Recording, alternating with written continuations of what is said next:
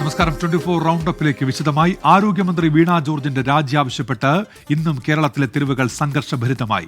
പ്രതിപക്ഷ സംഘടനകൾ വിവിധയിടങ്ങളിൽ നടത്തിയ മാർച്ചിനിടെ പോലീസും പ്രവർത്തകരും തമ്മിൽ ഏറ്റുമുട്ടി. ആരോഗ്യമന്ത്രിയുടെ തിരുവനന്തപുരത്തെ വസതിയിലേക്ക് യൂത്ത് കോൺഗ്രസ് നടത്തിയ മാർച്ച് സംഘർഷത്തിൽ കലാശിച്ചു. എറണാകുളം അങ്കമാലിയിൽ മന്ത്രി വി എൻ വാസവന് നേരെ കരിങ്കൊടി പ്രതിഷേധം ഉണ്ടായി.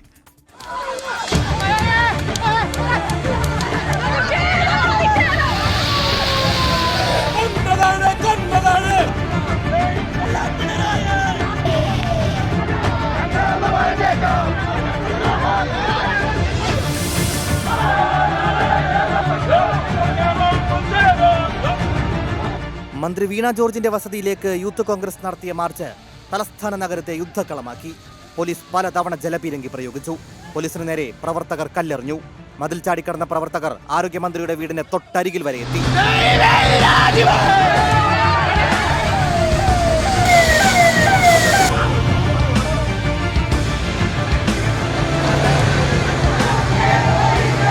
എറണാകുളം അങ്കമാലിയിൽ മന്ത്രി വി എൻ വാസവന്റെ വാഹനത്തിനു നേരെ യൂത്ത് കോൺഗ്രസ് പ്രവർത്തകരുടെ കരിങ്കൊടി.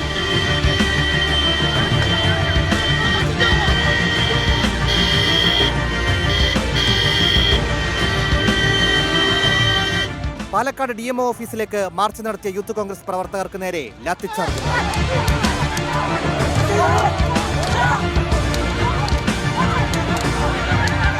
വയനാട് യൂത്ത് കോൺഗ്രസ് പ്രവർത്തകർ DMO ഓഫീസിൽ റീത്ത് വച്ചു. കണ്ണൂർ DMO ഓഫീസിലേക്കും കൊല്ലം കളക്ടറേറ്റിലേക്കും യൂത്ത് കോൺഗ്രസ് നടത്തിയ മാർച്ച് സംഘർഷത്തിൽ കലാശിച്ചു. ആരോഗ്യമന്ത്രിയുടെ പത്തനംതിട്ടയിലെ വീട്ടിലേക്ക് BJP മാർച്ച് നടത്തി. കോഴിക്കോട് മെഡിക്കൽ കോളേജിലേക്ക് നടന്ന BJPയുടെ മാർച്ചിൽ നേരിയ സംഘർഷമുണ്ടായി. പത്തനംതിട്ടയിൽ കപ്പലും കപ്പിത്താനുമായി യൂത്ത് കോൺഗ്രസ് പ്രതിഷേധ നഗരപ്രദർശനം നടത്തി. വരും ദിവസങ്ങളിലും പ്രതിഷേധം വ്യാപിപ്പിക്കാനാണ് പ്രതിപക്ഷ യുവജന സംഘടനകളുടെ തീരുമാനം. News desk 24. Kottayam medical college അപകടത്തിൽ ആരോഗ്യമന്ത്രി വീണ ജോർജിന് പ്രതിരോധ കവചം തീർക്കുകയാണ് CPIM. പ്രതിപക്ഷ സമരങ്ങളെ പരിഹസിച്ച് മന്ത്രി വി എൻ വാസവൻ രംഗത്തെത്തി. ആരോഗ്യവകുപ്പിനെതിരെ പ്രതിഷേധിക്കുന്നവർ മരണവ്യാപാരികൾ എന്നാണ് പാർട്ടി മുഖപത്രത്തിലെ എഡിറ്റോറിയൽ. പ്രതിപക്ഷ വിമർശനത്തിന് അതേ ചൂടിലാണ് CPIMന്റെയും മറുപടി. പ്രതിഷേധങ്ങളെ കടന്നു പരിഹസിച്ച് മന്ത്രി വി എൻ വാസവൻ രംഗത്തെത്തി. കെട്ടിടം ആരോഗ്യമന്ത്രി വന്ന് ഉരുട്ടിയിട്ടതോ തള്ളിയിട്ടതോ അല്ലല്ലോ എന്നായിരുന്നു മന്ത്രി വി എൻ വാസവന്റെ പ്രതികരണം. ആരോഗ്യമന്ത്രി വന്ന് ഉരുട്ടിയിട്ടതോ തള്ളിയിട്ടതോ അത്തരത്തിൽ ഉണ്ടായ സംഭവം നിർഭാഗ്യകരമാണ്. അതിന് കാലകൂട്ടി നടപടികൾ സ്വീകരിച്ചിരുന്നു. അത് ഷിഫ്റ്റ് ചെയ്യുന്ന കാര്യത്തിൽ അപ്പോൾ ചില ഉപകരണങ്ങളോട് വരാനുള്ളതെന്ന് മാത്രം ആണ് താമസമെന്ന്, അല്ലെങ്കിൽ നേരത്തെ തീരുമായിരുന്നു. മരണവ്യാപാരികളുടെ ആഭാസ നൃത്തം കേരളത്തിലെ പ്രബുദ്ധ ജനത നിരാകരിക്കുമെന്നാണ് CPIM മുഖപത്രം ദേശാഭിമാനിയിലെ മുഖപ്രസംഗം. കെട്ടിടത്തിനടിയിൽ ആരുമില്ലെന്ന് മന്ത്രിമാർ പറഞ്ഞതാണ് രക്ഷാപ്രവർത്തനം വൈകിപ്പിച്ചത് എന്ന നിലപാടിൽ ഉറച്ചു നിൽക്കുകയാണ് പ്രതിപക്ഷ നേതാവ് VD സതീശൻ. അവിടെ അടച്ചിട്ട സ്ഥലമാണ്. അത് ഒരു തരത്തിലുള്ള പ്രവൃത്തി അതിൻ്റെ അകത്ത് നടക്കുന്നില്ല. അത് പൂട്ടിയിട്ടിരിക്കുന്ന സ്ഥലമാണ്. ഒരു മനുഷ്യൻ അതിൻ്റെ അകത്തില്ല എന്ന് ആരാണ് മന്ത്രിമാർ പറഞ്ഞപ്പോഴാണ് രക്ഷാപ്രവർത്തനം നടക്കാതെ പോയത്. പ്രതിപക്ഷ സമരങ്ങളെ പോലീസ് തെരുവിൽ നേരിടുമ്പോൾ വിമർശനങ്ങളെ കടുത്ത ഭാഷയിൽ ചെറുക്കാനാണ് CPIM തീരുമാനം. 24 തിരുവനന്തപുരം. കോട്ടയം മെഡിക്കൽ കോളേജിലെ പുതിയ കെട്ടിടത്തിലേക്ക് പ്രവർത്തനം ഉടൻ മാറ്റണം എന്ന മന്ത്രിതല യോഗത്തിലെ തീരുമാനം നടപ്പായില്ല. ഉദ്ഘാടനത്തിന് കാത്തുനിൽക്കാതെ പുതിയ കെട്ടിടത്തിലേക്ക് രോഗികളെ മാറ്റണം എന്നായിരുന്നു തീരുമാനം. മെയ് 30-നാണ് മന്ത്രിമാരായ വീണ ജോർജും വി എൻ വാസവനും പങ്കെടുത്ത യോഗം നടന്നത്. ഉദ്യോഗസ്ഥ വീഴ്ച വ്യക്തമാക്കുന്ന രേഖ 24-ന് ലഭിച്ചു. കോട്ടയം മെഡിക്കൽ കോളേജിലെ ദാരുണമായ മരണത്തിനു കാരണം പണിതീർത്ത സർജിക്കൽ ബ്ലോക്കിന്റെ പ്രവർത്തനം തുടങ്ങാത്തതാണെന്നത് വ്യക്തമാണ്. എന്നാൽ മന്ത്രിതല യോഗത്തിൽ പെട്ടെന്നു തന്നെ പുതിയ സർജിക്കൽ വാർഡിലേക്ക് പ്രവർത്തനം തുടങ്ങാൻ തീരുമാനിച്ചിരുന്നു. ഉന്നതതല യോഗത്തിന്റെ മിനിറ്റ്സ് കോപ്പി ഇതിനു തെളിവാണ്. മെയ് 30-ന് കോട്ടയം മെഡിക്കൽ കോളേജിൽ നടന്ന യോഗം ഇക്കാര്യത്തിൽ നിർണായകമാണ്. ആരോഗ്യമന്ത്രി വീണ ജോർജ് നേരിട്ട് പങ്കെടുത്ത യോഗത്തിൽ പുതിയ സർജിക്കൽ വാർഡിലേക്ക് പ്രവർത്തനങ്ങൾ മാറ്റാൻ തീരുമാനിച്ചിരുന്നു. ജില്ലയുടെ ചുമതലയുള്ള മന്ത്രി വി എൻ വാസവനും യോഗത്തിലുണ്ടായിരുന്നു. ഔദ്യോഗിക ഉദ്ഘാടനത്തിന് കാത്തുനിൽക്കാതെ ഉടൻ തന്നെ പ്രവർത്തനം പുതിയ സർജിക്കൽ വാർഡ് ബ്ലോക്കിലേക്ക് മാറ്റണമെന്നതാണ് യോഗ തീരുമാനം. ഇത് കൃത്യമായി ഈ മിനിറ്റ്സിൽ രേഖപ്പെടുത്തിയിട്ടുമുണ്ട്. മെഡിക്കൽ കോളേജ് പ്രിൻസിപ്പലിനാണ് ഇതിന്റെ നടപടി സ്വീകരിക്കാനുള്ള ചുമതല നൽകിയിരിക്കുന്നത്. അക്കാര്യവും മിനിറ്റ്സിലുണ്ട്. ഉദ്ഘാടനത്തിനു വേണ്ടി പുതിയ ബ്ലോക്കിന്റെ പ്രവർത്തനം തുടങ്ങുന്നത് വൈകിപ്പിച്ചു എന്ന പ്രചരണം തെറ്റാണെന്ന് ഇതിലൂടെ വ്യക്തമാവുകയാണ്. ഒപ്പം മന്ത്രിതല യോഗത്തിന്റെ തീരുമാനം മെഡിക്കൽ കോളേജിൽ നടപ്പായില്ല എന്നതും.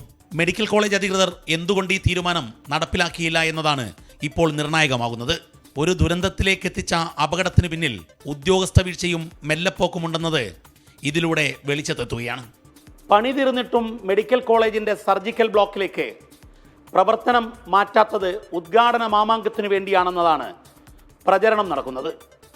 എന്നാൽ ഉന്നതതല യോഗത്തിന്റെ മിനിറ്റ്സ് കോപ്പി ഒരു കാര്യം വ്യക്തമാക്കുകയാണ്. ഉദ്ഘാടനത്തിന് കാത്തു നിൽക്കാതെ പ്രവർത്തനം പുതിയ ബ്ലോക്കിലേക്ക് മാറ്റാൻ മന്ത്രിതലത്തിൽ തന്നെ തീരുമാനമെടുത്തതാണ്. എന്നാൽ ഉദ്യോഗസ്ഥർ ഇത് നടപ്പിലാക്കിയില്ല എന്നതാണ് വസ്തുത. അപ്പോൾ മെഡിക്കൽ കോളേജിൽ വീഴ്ചയ്ക്ക് ആർക്കെതിരെ നടപടിയെടുക്കും എന്നുള്ളത് കാത്തിരുന്ന് കാണേണ്ടതാണ്. ദീപക് ധർമ്മടം, 24. സർക്കാർ നൽകിയ ഉറപ്പുകളിൽ പ്രതീക്ഷയർപ്പിച്ച് കോട്ടയം മെഡിക്കൽ കോളേജിലെ അപകടത്തിൽ മരിച്ച ബിന്ദുവിന്റെ കുടുംബം നഷ്ടപരിഹാരത്തിന് പുറമെ ബിന്ദുവിന്റെ മകന് താൽക്കാലിക ജോലിയും മകളുടെ ചികിത്സയും സർക്കാർ ഏറ്റെടുത്തു. നാഷണൽ സർവീസ് സ്കീം വഴി വീട് നവീകരിക്കാനുള്ള പണം നൽകുമെന്ന് മന്ത്രി ഡോക്ടർ ആർ ബിന്ദു കുടുംബത്തെ അറിയിച്ചു. മക്കള് എന്റെ ഒരു സഹോദരനാണ്. ഞാൻ എന്റെ കുഞ്ഞിന് വേണ്ടി ഓപ്പറേഷൻ ഞങ്ങളുടെ കയ്യിലുള്ളത് ഞങ്ങൾ കൊടുത്തിട്ട് പോയതാണ്. 3 ആഴ്ചക്ക് മുന്നേ അഡ്മിറ്റ് ആവണമെന്ന് പറഞ്ഞ് അങ്ങനെ പോയി നിന്നതാണ്. ഞങ്ങൾക്ക് പറയാൻ വാക്കുകളില്ല. 2.5 സെന്റിലെ പണിതീരാത്ത വീടും ഒരുപാട് സ്വപ്നങ്ങളും ബാക്കിയാക്കിയാണ് ബിന്ദു പോയത്. മകന് സ്ഥിരം ജോലിയടക്കം സർക്കാർ പ്രഖ്യാപിച്ച സഹായങ്ങൾ ഉടൻ ലഭ്യമാക്കുമെന്ന് മന്ത്രി VN വാസവൻ 24 പറഞ്ഞു. നേരത്തെ തന്നെ മുഖ്യമന്ത്രിയെ സംസാരിച്ചു. റിപ്പോർട്ട് വന്നാൽ ഉടൻ തന്നെ നമുക്ക് തീരുമാനിക്കാമെന്ന് പറഞ്ഞു. അടുത്ത 11-ാം തീയതി ക്യാബിനറ്റാണ്. ആ ക്യാബിനറ്റിൽ തീരുമാനിച്ച് ഈ കാര്യത്തിൽ പറഞ്ഞതുപോലെ തന്നെ പ്രവർത്തിക്കും. ധനസഹായം കൊടുക്കും. അടിയന്തരമായി ചെയ്യാൻ കഴിയുക മെഡിക്കൽ കോളേജ് HDSനാണ്. അതുകൊണ്ടാണ് താൽക്കാലികമായി വളരെ പെട്ടെന്ന് അവർക്ക് ആശ്വാസം. അതിനുശേഷം ഭാവിയിൽ ചെയ്യാൻ കഴിയുന്നത് ക്യാബിനറ്റ് ആലോചിച്ച് അതും ചെയ്യേണ്ട കാര്യങ്ങളാണ്. അത്തരം കാര്യങ്ങളിലേക്കും കടക്കുമെന്നുള്ള കാര്യം പറഞ്ഞു. വീട് നവീകരിക്കാനുള്ള നടപടികൾ ഉന്നത വിദ്യാഭ്യാസ വകുപ്പ് ഉറപ്പ് നൽകിയിട്ടുണ്ട്. ഉമ്മൻചാണ്ടി ഫൗണ്ടേഷന്റെ പേരിൽ പ്രഖ്യാപിച്ച 5 ലക്ഷം രൂപ 10 ദിവസത്തിൽ കൈമാറുമെന്ന് ചാണ്ടി ഉമ്മൻ MLA അറിയിച്ചു. 10 ദിവസത്തിനുള്ളിൽ കൈമാറാനുള്ള പ്രോസസ്സാണ്. ഞാൻ പലരോടും സംസാരിച്ചിട്ടുണ്ട്. അപ്പം മഹിളാ കോൺഗ്രസ് അത് അവര് കണ്ടെത്തി തരുന്ന ഒരു കാര്യമാണ്. അതിലാണ് സമയം എടുക്കുന്നത്. അപ്പം എന്തായാലും 10 ദിവസത്തിനുള്ളിൽ അത് കൈമാറിയിരിക്കും. നൽകിയ ഉറപ്പുകൾ പാലിക്കപ്പെടണമെന്ന് ബിന്ദുവിന്റെ കുടുംബം 24 പറഞ്ഞു. അതിലേ ഉള്ളു ഞങ്ങൾക്ക് പ്രതീക്ഷ. അത് കിട്ടണം. അത് നിങ്ങളെ ഏത് ചാനലുകാരായാലും മന്ത്രിയായാലും ഏത് സർക്കാരായാലും അത് അവർക്ക് കൊടുക്കണം. അത്രയല്ല, വാഗ്ദാനം ചെയ്തിട്ട് നിങ്ങൾ പോവരുത്. അതേ ഉള്ളു ഞങ്ങൾക്ക് പറയാം. ബിന്ദുവിന്റെ മകളെ തിങ്കളാഴ്ച വീണ്ടും കോട്ടയം മെഡിക്കൽ കോളേജിൽ പ്രവേശിപ്പിക്കും. 24 കോട്ടയം. കോട്ടയം മെഡിക്കൽ കോളേജിലെ മെൻസ് ഹോസ്റ്റലും അപകടാവസ്ഥയിൽ. PG ഡോക്ടേഴ്സ് താമസിക്കുന്ന കെട്ടിടത്തിന്റെ പല ഭാഗങ്ങളും പൊട്ടിപ്പൊളിഞ്ഞ അവസ്ഥയിലാണ്. അടിയന്തര നടപടി വേണമെന്ന് ചാണ്ടി ഉമ്മൻ MLA ആവശ്യപ്പെട്ടു. ഡോക്ടറാകാൻ പഠിക്കുന്ന 200ഓളം വിദ്യാർത്ഥികൾ താമസിക്കുന്ന ഹോസ്റ്റലാണിത്. കാലപ്പഴക്കത്തിൽ ഭൂരിഭാഗം റൂമുകളും പൊട്ടിപ്പൊളിഞ്ഞ അവസ്ഥയിൽ. കോൺക്രീറ്റ് പാളികൾ അടർന്നു വീഴുന്ന ഹോസ്റ്റലിൽ നിന്നാണ് വിദ്യാർത്ഥികളുടെ പഠനം. നമുക്കൊരു പുതിയ ഹോസ്റ്റൽ തന്നെയാണ് വേണ്ടത്. ഇത് അത്യാവശ്യം പഴക്കമുള്ള ഇതാണ്. ഇതിപ്പോൾ കാണുന്നത് പഴയ ബ്ലോക്കാണ്, അത് പുതിയ ബ്ലോക്കാണ്. പക്ഷേ ഇതിൽ ഒരുപാട് 100-200 പരം വിദ്യാർത്ഥികൾ താമസിക്കുന്നതാണ്. അപ്പം നമുക്ക് ഒരു നല്ലൊരു കെട്ടിടം, നമുക്കൊരു സുരക്ഷിതമായി കിടക്കാൻ പറ്റുന്നൊരു കെട്ടിടം തന്നെയാണ് ഇപ്പം ആവശ്യമുള്ളത്. ഹോസ്റ്റൽ വിഷയത്തിൽ കഴിഞ്ഞ വർഷം വിദ്യാർത്ഥികൾ ഒന്നടങ്കം പ്രതിഷേധിച്ചിരുന്നു. അറ്റകുറ്റപ്പണി ആരംഭിച്ചെങ്കിലും ഒന്നും പൂർത്തിയായില്ല. എല്ലാ വർഷവും കംപ്ലൈന്റ് കൊടുക്കുന്നതാണ്. ലെറ്റർ എല്ലാം നമ്മൾ കൊടുക്കേണ്ടവിടെയെല്ലാം കൊടുക്കേണ്ടതാണ്. പക്ഷെ പ്രത്യേകിച്ച് നമുക്കൊരു ഉത്തരം എന്നുള്ള രീതിയിൽ ഇവിടെ നിന്ന് നമുക്ക് ലഭിച്ചിട്ടില്ല.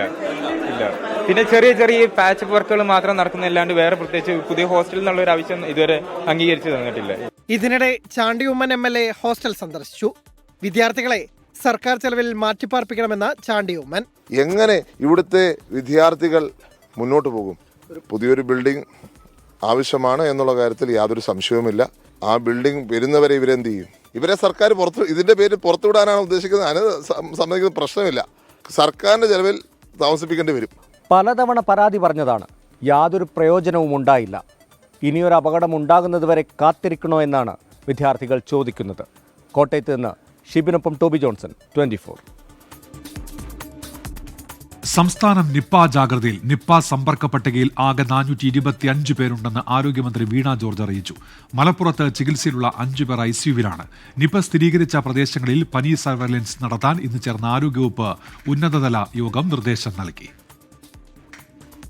ഇടയ്ക്കിടെ സംസ്ഥാനത്ത് നിപ സ്ഥിരീകരിക്കുന്ന സാഹചര്യത്തിൽ ജാഗ്രതയോടൊപ്പം ഉറവിടം കണ്ടെത്താനുള്ള ശ്രമവും ആരോഗ്യവകുപ്പ് ഊർജിതമാക്കി. മലപ്പുറത്ത് 228 പേരും പാലക്കാട് 110 പേരും കോഴിക്കോട് 87 പേരുമാണ് നിപ സമ്പർക്ക പട്ടികയിലുള്ളത്. മലപ്പുറത്ത് 12 പേർ ചികിത്സയിലുണ്ട്. 5 പേർ ഐസിയുവിലാണ്. ചികിത്സയിലുള്ള ഒരാളുടെ ഫലം നെഗറ്റീവായിട്ടുണ്ട്. പട്ടികയിലുള്ള പാലക്കാട്ടെ 61 പേരും കോഴിക്കോട് 87 പേരും ആരോഗ്യ പ്രവർത്തകരാണ്. നിപ സ്ഥിരീകരിച്ച പാലക്കാട്ടെയും മലപ്പുറത്തെയും വ്യക്തികളുടെ റൂട്ട് മാപ്പ് പ്രസിദ്ധീകരിച്ചു. മലപ്പുറത്തെ മക്കരപ്പറമ്പ്, കുറുവ, കൂട്ടിലങ്ങാടി, മങ്കട തുടങ്ങിയ പഞ്ചായത്തുകളിലെ 20 വാർഡുകളിൽ ആരോഗ്യ സംഘം പനി സർവൈലൻസ് നടത്തി. ഈ സർവേയിൽ നിലവിൽ രോഗലക്ഷണങ്ങളുള്ള ആരെയും കണ്ടെത്തിയിട്ടില്ല. 24 മലപ്പുറം. തൃശൂർ അതിരപ്പള്ളിയിൽ കാട്ടാന ആക്രമണത്തിൽ ഒരാൾക്ക് പരിക്കേറ്റു. പിള്ളപ്പാറയിൽ വെച്ചാണ് ബൈക്കിൽ വരികയായിരുന്ന ഷിജുവിനെ കാട്ടാന ആക്രമിച്ചത്. പരിക്കേറ്റ ഷിജുവിനെ ചാലക്കുടി താലൂക്ക് ആശുപത്രിയിലേക്ക് മാറ്റി. പത്തനംതിട്ട കോന്നി അരുവാപ്പുരത്ത് അജ്ഞാത ജീവിയുടെ ആക്രമണം. ഊട്ടുപാറയിൽ ആടിനെ പുലി പിടികൂടിയെന്ന് നാട്ടുകാർ. ഊട്ടുപാറ സ്വദേശി സന്തോഷ് ബാബുവിന്റെ ആടിനെയാണ് പിടികൂടിയത്. ടിബറ്റൻ ആത്മീയ നേതാവ് ദലൈലാമയുടെ 90ാം വാർഷികാഘോഷത്തിന്റെ നിറവിലാണ് ഹിമാചൽ പ്രദേശിലെ ധരംശാല. നാളെയാണ് ദലൈലാമയുടെ 90ാം ജന്മദിനം. നാളെ നടക്കുന്ന പിറന്നാൾ ആഘോഷങ്ങളിൽ പങ്കെടുക്കാൻ ലോകത്തിന്റെ വിവിധ ഭാഗങ്ങളിൽ നിന്നുള്ള ബുദ്ധമത വിശ്വാസികൾ ധരംശാലയിൽ എത്തിച്ചേർന്നിട്ടുണ്ട്. ധരംശാലയിൽ നിന്ന് ബൽറാം നെടുങ്ങാടി തയ്യാറാക്കിയ റിപ്പോർട്ടാണ് ഇനി. ഞാനിപ്പോൾ ഉള്ളത് ഹിമാചൽ പ്രദേശിലെ ധരംശാലയിലെ മക്ലിയോഡ് ഗഞ്ചിലെ ദലൈലാമ ക്ഷേത്രത്തിന്റെ പ്രവേശന കവാടത്തിലാണ്. നാളെയാണ് ദലൈലാമയുടെ 90ാം ജന്മദിന ആഘോഷം നടക്കുന്നത്. അതിൽ പങ്കെടുക്കുന്നതിനായി ലോകത്തിന്റെ വിവിധ ഭാഗങ്ങളിൽ നിന്നുള്ള ബുദ്ധമത വിശ്വാസികൾ, വിവിധ ധാരകളിൽപ്പെട്ട ബുദ്ധമത സന്യാസികൾ ഉൾപ്പെടെയുള്ളവർ എത്തിച്ചേർന്നിരിക്കുന്നു. വലിയ ആഘോഷ പരിപാടികളാണ് ദലൈലാമയുടെ 90ാം ജന്മദിനത്തോട് അനുബന്ധിച്ച് ഇവിടെ നടന്നു വരുന്നത്. ഇന്നാണ് ദലൈലാമയുടെ ടിബറ്റൻ കലണ്ടർ അനുസരിച്ചുള്ള ജന്മദിനം. ടിബറ്റൻ കലണ്ടറിലെ 5ാം മാസത്തിലെ 5ാം ദിനം ആണ് ഇന്ന്. ഇതാണ് ടിബറ്റൻ വിശ്വാസം അനുസരിച്ച് അദ്ദേഹത്തിന്റെ ജന്മദിനമായി ആചരിക്കുന്നത്. ഈ നഗരത്തിൽ പുറമേ നിന്ന് ഈ ആഘോഷ ചടങ്ങിൽ പങ്കെടുക്കാൻ എത്തിയവരെ കൊണ്ട് നിറഞ്ഞിരിക്കുകയാണ്. അദ്ദേഹം ഈ 90ാം ജന്മദിനത്തിൽ തന്റെ പിൻഗാമിയെ പ്രഖ്യാപിക്കുമെന്ന അഭ്യൂഹങ്ങൾ ആദ്യം ഉയർന്നിരുന്നു. ഇതോടെയാണ് ഈ ജന്മദിനാഘോഷത്തിന് കൂടുതൽ പ്രാധാന്യം അന്താരാഷ്ട്ര രാഷ്ട്രീയ തലത്തിൽ പോലും കൈവന്നത്. അതേസമയം 2 ദിവസം മുമ്പ് തന്റെ സമൂഹ മാധ്യമ അക്കൗണ്ടിലൂടെ അദ്ദേഹം തന്നെ 2011 എടുത്ത തീരുമാനം പങ്കുവച്ചു. അതനുസരിച്ച് ഉടൻ ഇത്തരത്തിൽ പിൻഗാമിയെ പ്രഖ്യാപിക്കില്ല, മറിച്ച് പരമ്പരാഗത രീതി അനുസരിച്ച് മാത്രമായിരിക്കും ഇത്തരത്തിൽ തന്റെ പിൻഗാമിയെ തിരഞ്ഞെടുക്കുക എന്നാണ് അദ്ദേഹം വ്യക്തമാക്കിയത്. പൂർണ്ണമായും ടിബറ്റൻ ബുദ്ധമത രീതി അനുസരിച്ചായിരിക്കും ദലൈലാമയുടെ പിൻഗാമിയെ തിരഞ്ഞെടുക്കുക എന്നും മറ്റ് ആർക്കും തന്നെ ഈ വിഷയത്തിൽ ഇടപെടാൻ അധികാരമില്ല എന്നുമാണ്. ഈ ജന്മദിന ആഘോഷത്തിൽ കേന്ദ്രമന്ത്രി കിരൺ റിജിജു അടക്കമുള്ള കേന്ദ്രമന്ത്രിമാർ പങ്കെടുക്കുന്നുണ്ട്. ഒപ്പം തന്നെ പൊതുജനങ്ങളെ ദലൈലാമ നാളെ അഭിസംബോധന ചെയ്യുന്നുണ്ട്. നാളെ രാവിലെ 9 മണി മുതൽ 11 മണി വരെയായിരിക്കും ഈ പൊതു ചടങ്ങുകൾ നടക്കുക. ദലൈലാമ പൊതുജനങ്ങൾക്ക് മുന്നിലെത്തുക. അദ്ദേഹം സംസാരിക്കുമോ എന്ന കാര്യം ഇപ്പോൾ വ്യക്തമല്ല. മറ്റ് പ്രത്യേക പൂജകൾ, അനുഷ്ഠാനങ്ങൾ അടക്കമുള്ളവയും ഈ ജന്മദിന ആഘോഷത്തിന്റെ ഭാഗമായി നടക്കും. പൂർണ്ണമായും ആഘോഷത്തിന്റെ നിറവിലാണ് ഇപ്പോൾ ധരംശാല നഗരം. അന്താരാഷ്ട്ര ബഹിരാകാശ നിലയത്തിൽ നിന്ന് പകർത്തിയ പുതിയ ചിത്രങ്ങൾ പങ്കുവച്ച് ആക്സിയം 4 ദൗത്യ സംഘം. വ്യത്യസ്ത സമയങ്ങളിൽ നിലയത്തിൽ നിന്നുള്ള പുറം കാഴ്ചകളാണ് 4 പേരും ക്യാമറയിലാക്കിയത്. ആക്സിയം 4 സംഘം ബഹിരാകാശ നിലയത്തിലെത്തിയിട്ട് 10 ദിവസം പിന്നിടുകയാണ്. ദൗത്യ സംഘത്തിന്റെ പരീക്ഷണങ്ങളും തുടരുകയാണ്. Kerala university registrar doctor KS അനിൽകുമാറിനെ സസ്പെൻഡ് ചെയ്ത സാഹചര്യത്തിൽ പ്രത്യേക സിൻഡിക്കേറ്റ് യോഗം നാളെ ചേരും. സിൻഡിക്കേറ്റ് യോഗം വിളിച്ചു ചേർക്കണം എന്നാവശ്യപ്പെട്ട് ഇടത് അംഗങ്ങൾ നൽകിയ കത്തിന്റെ അടിസ്ഥാനത്തിലാണ് തീരുമാനം. താൽക്കാലിക VC സിസ തോമസിന് എതിരെ ഇന്നും പ്രതിഷേധമുണ്ടായി. കേരള സർവകലാശാല രജിസ്ട്രാർ KS അനിൽകുമാറിനെ സസ്പെൻഡ് ചെയ്തതിന് മുൻപ് ഭാരതാംബ ചിത്രവിവാദം ചർച്ച ചെയ്യാൻ സിൻഡിക്കേറ്റ് ചേരണമെന്നാവശ്യപ്പെട്ട ഇടതംഗങ്ങൾ കത്ത് നൽകിയിരുന്നു. സസ്പെൻഷന് ശേഷം താൽക്കാലിക VC സിസ തോമസിനോടും ആവശ്യം ആവർത്തിച്ചു. ഇന്നു രാവിലെ സർവകലാശാല ആസ്ഥാനത്തെത്തിയ സിസ തോമസിനെ ഇടതംഗങ്ങൾ തടഞ്ഞു. പിന്നാലെയാണ് പ്രത്യേക സിൻഡിക്കേറ്റ് യോഗം വിളിച്ചു ചേർക്കാൻ തീരുമാനിച്ചത്. നാളെ രാവിലെ 11 മണിക്ക് സർവകലാശാല ആസ്ഥാനത്ത് സിൻഡിക്കേറ്റ് യോഗം ചേരും. വകുപ്പുകളിലെ ഫയലുകൾ പിടിച്ചെടുക്കാൻ ശ്രമിച്ചതിനാലാണ് VCയെ തടഞ്ഞതെന്ന് ഇടത് സിൻഡിക്കേറ്റ് അംഗങ്ങൾ. ഇന്ന് 2 ദിവസം മുമ്പ് ചുമതല ഏറ്റെടുത്ത വൈസ് ചാൻസലർ സെക്ഷനുകളിൽ കയറി ഫയലെടുക്കുക എന്ന് വെച്ച് കഴിഞ്ഞാൽ അത് കേരള സർവകലാശാല പോലെയുള്ള വളരെ പ്രധാനപ്പെട്ട രാജ്യം ശ്രദ്ധിക്കുന്ന ഒരു സർവകലാശാല വൈസ് ചാൻസലറുടെ ഭാഗത്തുനിന്ന് ഉണ്ടാവാൻ പാടില്ലാത്തതാണ്. അത് ശരിയായ രീതിയല്ല എന്ന് ഞങ്ങൾ നിലവിലുള്ള ചാർജുകാരിയായിട്ടുള്ള വൈസ് ചാൻസലറോട് പറഞ്ഞിട്ടുണ്ട്. കണ്ണൂർ സർവകലാശാലയിൽ RSS വൽക്കരണം നടപ്പിലാക്കുന്നുവെന്ന SFI ആരോപണത്തിനിടെ കണ്ണൂർ സർവകലാശാല വിസിയും ഗവർണറും കൂടിക്കാഴ്ച നടത്തി. കണ്ണൂർ ഗസ്റ്റ് ഹൌസിലായിരുന്നു കൂടിക്കാഴ്ച. കണ്ണൂർ നഗരത്തിൽ ഗവർണർ രാജേന്ദ്ര അർലേക്കറിനെതിരെ KSU പ്രവർത്തകർ കരിങ്കൊടി കാണിച്ചു.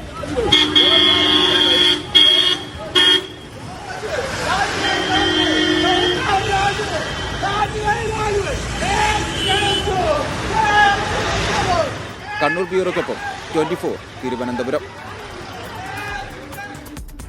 സ്കൂൾ സമയമാറ്റത്തിൽ നിന്ന് പിന്നോട്ടില്ലെന്ന അധ്യാപക സംഘടനകളുടെ യോഗത്തിൽ വിദ്യാഭ്യാസ മന്ത്രി വി ശിവൻകുട്ടി ഒരു തവണ കൂടി വിഷയം ചർച്ച ചെയ്യാമെന്നും മന്ത്രി ഉറപ്പു നൽകി. അക്കാദമിക് കലണ്ടറിന് അംഗീകാരം നൽകുന്നതിനോടൊപ്പം ഈ വർഷത്തെ കലോത്സവം തൃശൂരിൽ നടത്താനും തീരുമാനമായി. അധ്യാപക സംഘടനകളുമായുള്ള യോഗത്തിൽ 6ാമത്തെ അജണ്ടയായിട്ടാണ് സ്കൂൾ സമയം ഉൾപ്പെടെയുള്ള വിഷയങ്ങൾ ചർച്ചയ്ക്കെടുത്തത്.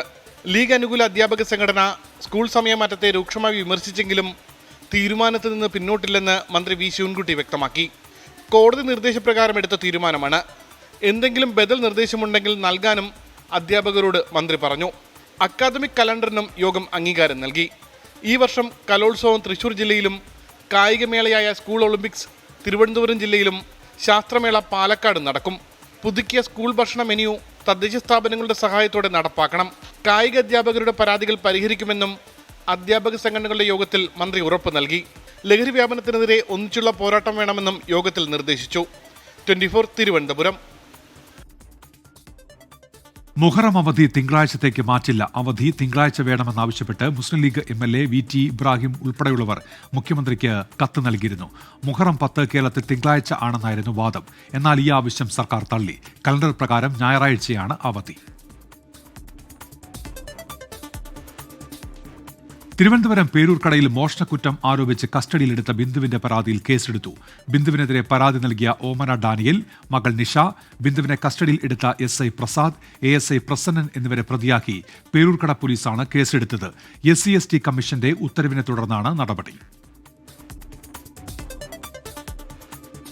രാഷ്ട്രീയ സംഘർഷത്തിനിടെ ബോംബാക്രമണത്തിൽ വലതുകാൽ നഷ്ടപ്പെട്ട കണ്ണൂർ ചെറുവാഞ്ചേരിയിലെ ഡോക്ടർ അസ്ന വിവാഹിതയായി.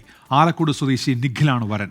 അസ്നയുടെ ചെറുവാഞ്ചേരി പൂവത്തൂരിലെ വീട്ടിൽ നടന്ന ചടങ്ങിൽ നിരവധി രാഷ്ട്രീയ നേതാക്കളും പങ്കെടുത്തു. സംഘർഷഭരിതമായ കണ്ണൂർ രാഷ്ട്രീയത്തിന്റെ മായാത്ത ഓർമ്മയാണ് അസ്ന. ജീവിതത്തിൽ അതിജീവനത്തിന്റെ പടവുകൾ ധീരമായി കയറിയ പെൺകുട്ടി. അസ്ന ഇന്ന് നിഖിലിന്റെ കൈപിടിച്ച് പുതിയ ജീവിതത്തിലേക്ക് കടന്നു. സന്തോഷ നിമിഷത്തിന് സാക്ഷിയാവാൻ രാഷ്ട്രീയ രംഗത്തെ പ്രമുഖരുൾപ്പെടെ നിരവധി പേരെത്തി. ഏറ്റവും സന്തോഷകരമായ ഒരു ചടങ്ങിനാണ് നമ്മളെല്ലാം സാക്ഷ്യം വഹിച്ചത്. ആ ഒരു കഴിഞ്ഞ കാലഘട്ടം നമുക്കെല്ലാം ഒരിക്കലും വിസ്മരിക്കാൻ കഴിയില്ല. കാരണം ഒരു തെരഞ്ഞെടുപ്പ് ദിവസമാണ് ബോംബേറ് കൊണ്ട് കാല് നഷ്ടപ്പെടുന്നത്. അപ്പോൾ എല്ലാ അർത്ഥത്തിലും ഡോക്ടർ അസ്നക്കും കുടുംബത്തിനും നല്ലൊരു ജീവിതം ഉണ്ടാകട്ടെ, ജീവിത വിജയം നേടാൻ കഴിയട്ടെ, അതിനുവേണ്ടി ദൈവത്തോട് പ്രാർത്ഥിക്കുന്നു. 2000 സെപ്റ്റംബർ 27-ന് തദ്ദേശ തിരഞ്ഞെടുപ്പിനിടെയുണ്ടായ രാഷ്ട്രീയ സംഘർഷത്തിന്റെ ഇരയാണ് അസ്ന. ഏറ്റുമുട്ടലിനിടെ വീട്ടുമുറ്റത്ത് കളിക്കുകയായിരുന്ന 6 വയസ്സുകാരി അസ്നയുടെ നേരെയാണ് ബോംബ് പതിച്ചത്. ഗുരുതര പരിക്കേറ്റ വലതുകാൽ ചികിത്സയ്ക്കിടെ മുറിച്ചുമാറ്റി. തോൽക്കാതെ ജീവിതത്തോട് പൊരുതിയ അസ്ന കോഴിക്കോട് മെഡിക്കൽ കോളേജിൽ നിന്ന് 2013-ൽ MBBS പൂർത്തിയാക്കി. നിലവിൽ വടകരയിലെ ആശുപത്രിയിൽ ഡോക്ടറായി ജോലി ചെയ്യുകയാണ്. 24 കണ്ണൂർ. മഹാരാഷ്ട്രയിൽ പുതിയ സഖ്യത്തിന്റെ സൂചന നൽകി ഉദ്ധവ് താക്കറെയും രാജ് താക്കറെയും ഒരേ വേദിയിലെത്തി. 2 പതിറ്റാണ്ട് നീണ്ട പിണക്കം മാറ്റിയാണ് ഇരുവരും വേദി പങ്കിട്ടത്. മറാഠി ഭാഷയ്ക്കും സംസ്കാരത്തിനുമായി ഒന്നിച്ചു നീങ്ങുമെന്ന് ഇരുവരും പ്രഖ്യാപിച്ചു. വർളിയിലെ ഇൻഡോർ സ്റ്റേഡിയത്തിൽ ആയിരങ്ങളെ സാക്ഷിയാക്കി താക്കറേമാർ കൈകൊടുത്തു. രാഷ്ട്രീയ സഖ്യമോ ലയനമോ പ്രഖ്യാപിച്ചില്ലെങ്കിലും നീണ്ട 20 വർഷത്തെ പിണക്കം അവസാനിപ്പിച്ചു. സ്കൂളുകളിൽ ഹിന്ദി ഭാഷ നിർബന്ധമാക്കാനുള്ള സർക്കാർ തീരുമാനത്തെ എതിർത്ത് തോൽപ്പിച്ചതിന്റെ ആഘോഷമായിരുന്നു പരിപാടി. നേരത്തെ സമരമായിരുന്നു ഈ ദിനം നിശ്ചയിച്ചിരുന്നതെങ്കിലും സർക്കാർ ഉത്തരവ് റദ്ദാക്കിയതോടെ പ്രതിഷേധ പരിപാടി ആഘോഷ പരിപാടിയാക്കി മാറ്റുകയായിരുന്നു. ബാൽ താക്കറെ ശ്രമിച്ചിട്ടും ഒന്നിക്കാതിരുന്ന ഉദ്ധവിനെയും തന്നെയും ദേവേന്ദ്ര ഫട്നാവിസ് ഒരുമിപ്പിച്ചെന്ന് രാജ് താക്കറെ. ഈ യോജിപ്പ് ഇനിയും മുന്നോട്ടു പോകുമെന്ന് ഉദ്ധവ് കൂടി പറഞ്ഞതോടെ ലക്ഷ്യം വ്യക്തം. 2005-ൽ മകൻ ഉദ്ധവിനെ പിൻഗാമിയാക്കാനുള്ള ബാൽ താക്കറെയുടെ നീക്കത്തിൽ പിണങ്ങിയാണ് മരുമകൻ രാജ് താക്കറെ ശിവസേന വിട്ട് MNS രൂപീകരിച്ചത്. എന്നാൽ സമീപകാലത്ത് മഹാരാഷ്ട്ര രാഷ്ട്രീയത്തിൽ പ്രസക്തി നഷ്ടപ്പെടാതിരിക്കാൻ ബുദ്ധിമുട്ടുകയാണ് രാജ്. ഉദ്ധവാവട്ടെ പാർട്ടി പിളർന്നതോടെ ക്ഷീണത്തിലുമാണ്. 2 പതിറ്റാണ്ട് കാലത്തെ പിണക്കം മാറ്റിവെച്ച ഉദ്ധവും രാജ് താക്കറെയും ഒന്നിക്കുന്നതിന്റെ കൃത്യമായ സൂചനകളാണ് മുംബൈയിലെ ഈ പരിപാടി. സമീപകാലത്ത് മഹാരാഷ്ട്ര രാഷ്ട്രീയത്തിൽ സംഭവിക്കുന്ന വൻ നീക്കങ്ങളിലൊന്ന്. വർളിയിലെ സ്പോർട്സ് കോംപ്ലക്സിൽ നിന്നും വരുൺ വടശ്ശേരിക്കരയ്ക്കൊപ്പം ശ്രീനാഥ് ചന്ദ്രൻ, 24. അമേരിക്കയിലെ ടെക്സസിലെ മിന്നൽ പ്രളയത്തിൽ 27 മരണം, 25 കുട്ടികളെ കാണാനില്ല. പ്രളയം ഞെട്ടിക്കുന്നത് എന്ന് അമേരിക്കൻ പ്രസിഡന്റ് ഡൊണാൾഡ് ട്രംപ് പറഞ്ഞു. മേഖലയിൽ രക്ഷാപ്രവർത്തനം തുടരുകയാണ്.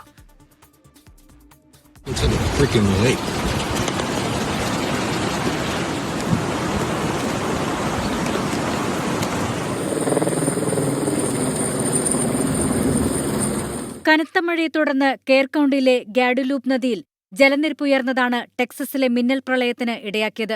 സമ്മർ ക്യാമ്പിൽ പങ്കെടുക്കുകയായിരുന്ന 20-ലധികം കുട്ടികളെ കാണാതായി. കനത്ത മഴയിൽ 45 മിനിറ്റിനുള്ളിൽ ഗാഡുലൂപ്പ് നദിയിലെ ജലനിരപ്പ് 26 അടിയായി ഉയരുകയായിരുന്നു. മധ്യ ടെക്സസിലെ പല റോഡുകളും ഗതാഗതയോഗ്യമല്ല.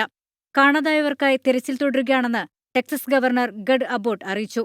14 ഹെലികോപ്റ്ററുകളും 12 ഡ്രോണുകളും രക്ഷാദൌത്യത്തിന് വിനിയോഗിച്ചിട്ടുണ്ട്.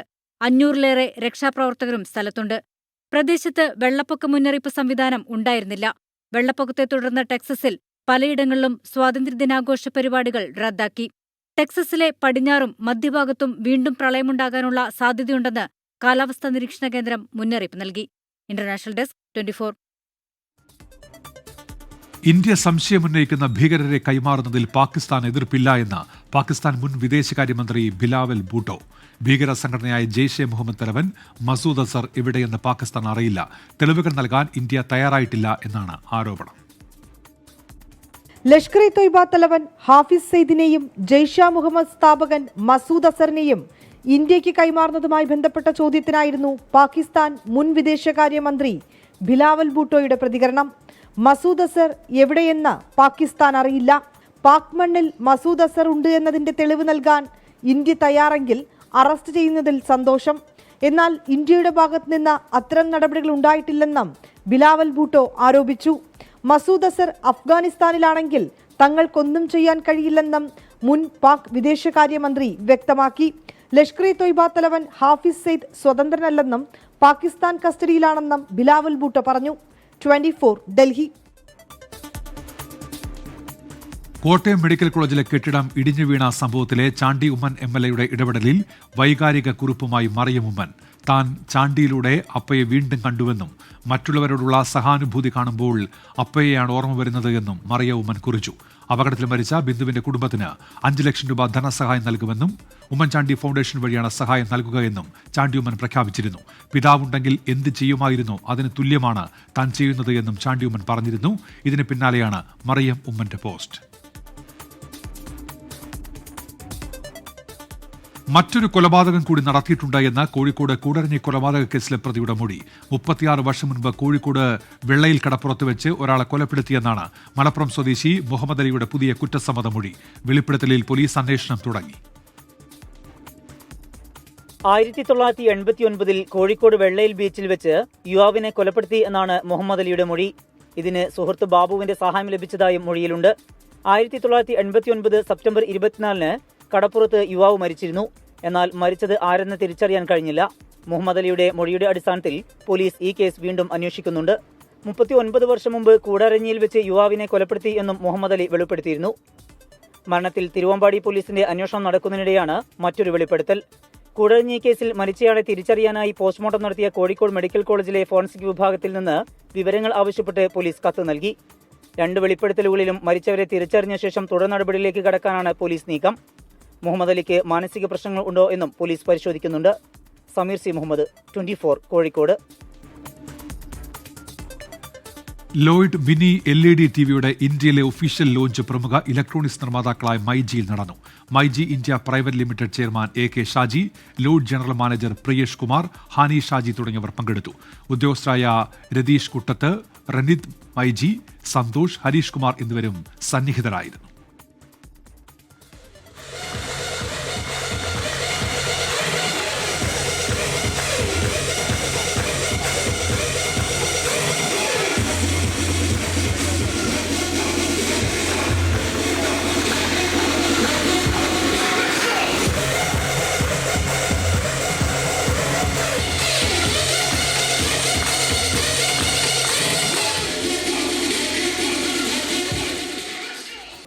കേരള ക്രിക്കറ്റ് ലീഗ് ചരിത്രത്തിലെ ഏറ്റവും വിലയേറിയ താരമായി സഞ്ജു സാംസൺ. 26.8 ലക്ഷം രൂപയ്ക്ക് കൊച്ചി ബ്ലൂ ടൈഗേഴ്സാണ് സഞ്ജുവിനെ സ്വന്തമാക്കിയത്. വിഷ്ണു വിനോദിനെ 12.8 ലക്ഷത്തിന് കൊല്ലം സെയിലേഴ്സും ജലജ് സക്സേനയെ 12.4 ലക്ഷത്തിന് Alleppey റിപ്പിൾസും ടീമിലെത്തിച്ചു. Number 28, Sanju Samson. 26,80,000, Kochi Blue Tigers. Congratulations. 828, Sanju Samson is yours. Kerala cricket ലീഗിന്റെ 2ാം സീസണിന് മുന്നോടിയായുള്ള താരലേലത്തിൽ ഓരോ ടീമിനും പരമാവധി ചെലവഴിക്കാവുന്ന തുക 50 ലക്ഷം. ഇതിൽ പകുതിയിലേറെയും പൊടിച്ചാണ് കൊച്ചി ബ്ലൂ ടൈഗേഴ്സ് ഇന്ത്യൻ താരം സഞ്ജു സാംസണെ റാഞ്ചിയത്. 3 ലക്ഷമായിരുന്നു സഞ്ജുവിന്റെ അടിസ്ഥാന വില. തുടക്കം മുതൽ സഞ്ജുവിനായി വിട്ടുവീഴ്ചയില്ലാതെ ആഞ്ഞു വിളിച്ചു കൊച്ചി. തൃശൂർ ടൈറ്റൻസും ട്രിവാൻഡ്രം റോയൽസും കൂടി കളത്തിലെത്തിയതോടെ ലേലാവേശം ബൗണ്ടറി കടന്നു. ഒടുവിൽ 26.8 ലക്ഷത്തിന് സഞ്ജു കൊച്ചി ബ്ലൂ ടൈഗേഴ്സിന് സ്വന്തം. വിഷ്ണു വിനോദും മറുനാടൻ താരം ജലജ് സക്സേനയുമാണ് 10 ലക്ഷത്തിലധികം നേടിയ മറ്റ് താരങ്ങൾ. വിഷ്ണുവിനെ 12.8 ലക്ഷത്തിന് കൊല്ലം സെയിലേഴ്സ് സ്വന്തമാക്കിയപ്പോൾ 12.4 ലക്ഷത്തിന് ജലജ് ആലപ്പി റിപ്പിൾസിൽ, 8.4 ലക്ഷത്തിന് ബേസിൽ തമ്പിയെ ട്രിവാൻഡ്രം റോയൽസും MS അഖിലിനെ കൊല്ലം സെയിലേഴ്സും ടീമിലെത്തിച്ചു. അബ്ദുൾ ബാസിദിനെ 6.4 ലക്ഷത്തിന് Trivandrum Royals right to match കാർഡിലൂടെ നിലനിർത്തി. വിനോദ് കുമാർ, NP ബേസിൽ, സിജോമോൻ ജോസഫ് എന്നിവരാണ് നേട്ടമുണ്ടാക്കിയ മറ്റ് താരങ്ങൾ. തിരുവനന്തപുരത്ത് നിന്ന് മനീഷ് മഹിബാലിനൊപ്പം സ്പോർട്സ് ഡെസ്ക് 24. സംസ്ഥാനത്ത് ആശങ്കയെ പേവിഷബാധയേറ്റുള്ള മരണങ്ങൾ. ഈ വർഷം പേവിഷബാധ സ്ഥിരീകരിച്ച 19 പേരും മരിച്ചെന്നാണ് ആരോഗ്യവകുപ്പിന്റെ കണക്ക്. ഈ മാസം 2 പേർക്കാണ് പേവിഷബാധയേറ്റ് ജീവൻ നഷ്ടമായത്. 3 ഡോസ് വാക്സിൻ സ്വീകരിച്ചിട്ടും പേവിഷബാധയേറ്റ 7 വയസ്സുകാരി നിയ ഫൈസൽ മരിച്ചത് ഇക്കഴിഞ്ഞ മെയ് 6-നാണ്. വാക്സിൻ എടുത്തിട്ടും പേവിഷബാധ സ്ഥിരീകരിച്ച 3 കുട്ടികളാണ് അടുത്തിടെ സംസ്ഥാനത്ത് മരിച്ചത്. അവിടെ കൊണ്ടു ചെന്നപ്പം ഒരു കുഞ്ഞിനെയല്ലേ പട്ടി കടിച്ചത്. അപ്പൊ അതിന്റെ ആ ഒരു കെയറോ ഇല്ലെങ്കിൽ ആ ഒരു സീരിയസ്നെസ്സോ അവർ കണക്കിലെടുത്തില്ല. അവളെ ട്രീറ്റ്മെന്റ് ചെയ്യുന്നതിന് പകരം ഓരോ കാരണങ്ങൾ പറയായിരുന്നു.